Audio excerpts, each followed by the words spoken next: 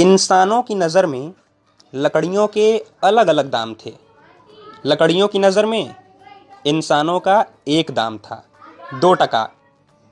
नमस्कार, मैं सुधांशु रघुवंशी आज आपके साथ एक ऐसे कवि की कविताएं साझा करने जा रहा हूं, जिनकी कविताएं न मात्र प्रवाहमान होती हैं, अपितु एक अद्भुत, एक मार्मिक, एक अलग तरह का रोमांच हमारे भीतर उत्पन्न कर देती हैं। तो आइए सुनते हैं उभरते कवि सत्यम तिवारी जी की 4 रचनाएं। पहली रचना, धीरे धीरे। धीरे धीरे मन, धीरे धीरे विसार, अब कुछ भी अचानक नहीं होता।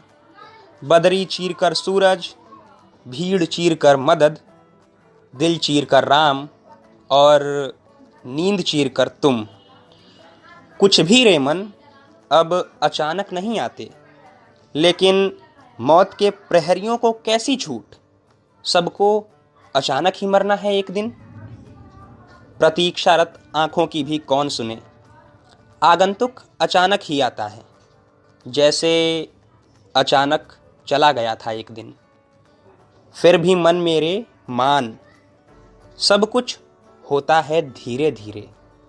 धीरे धीरे जैसे प्रेम लेता है जन्म, धीरे धीरे जैसे दुख में रमने लगे मन। धीरे धीरे जैसे कोई आस जाए बंध, धीरे धीरे जैसे कथा का अंत हो दुखद। धीरे धीरे मन, ये धीरे धीरे भी अचानक ही हुआ था पहली बार।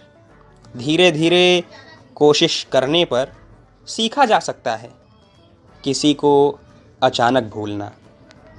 दूसरी कविता, खून आंसुओं के पूर्वज हैं।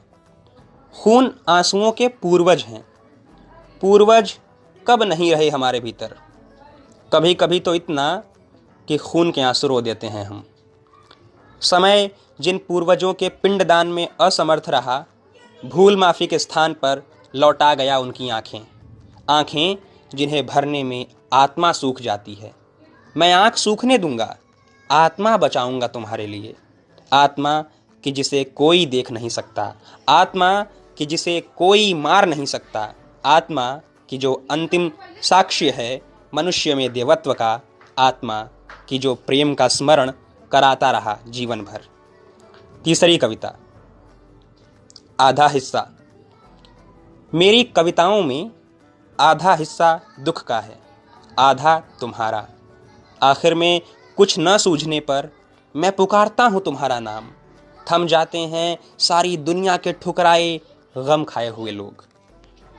दोनों को बराबर स्थान देने पर भी तुम्हें मान लिया गया है दुख का पर्याय। कविताओं में दीवारें नहीं बना सकता मैं, सो रहना होगा दोनों को एक ही साथ। आह, मेरे लिए नहीं, कविताओं के लिए। आधा और आधा मिलकर अब पूरा नहीं होता कुछ भी। 2 पूरे लोग मिलकर आधे हुए हैं जब से। किसी ने मांगा था तुमसे मुझे 7 जन्मों के लिए। किसी को दिया था तुमने विधर्मी होने का श्राप। जाओ तुम, बेशक आना कविताओं में देव, लेकिन भूले से भी कोई कविता ना आए तुम पर। ध्यान रहे कि मेरी कविताओं में सिर्फ आधा हिस्सा तुम्हारा है, आधा दुख का है। चौथी कविता, इसका कोई शीर्षक नहीं है, पर कविता अद्भुत है। आप बड़े लेखक हैं, इतने कि आपके नाम लिखी माँ की सभी चिट्ठियों पर पिताजी ही हर बार करते आए हैं आंसुओं से हस्ताक्षर। परिचित गंतव्य से अपराधी घोषित किए जाने पर इसी तरह घर वापस लौटती हैं कहीं भी भेजी गई चिट्ठियाँ। घर में जब दौड़ते हुए गिरने वाला कोई नहीं होता, तब अंगुली पकड़कर चलना सिखाने वाले पिता यकसर ही अपनी परछाई से टकराकर सालों पीछे गिर जाते हैं किसी कोने में, दुबक कर घंटों रोने के लिए। याद नहीं आता कौन सा पिता पहली बार रोया होगा। बच्चों की तरह किसे मालूम है कितना मुश्किल है दुनिया की बातों पर यकीन करना। अभी हमारा लड़का मरा नहीं है। धन्यवाद।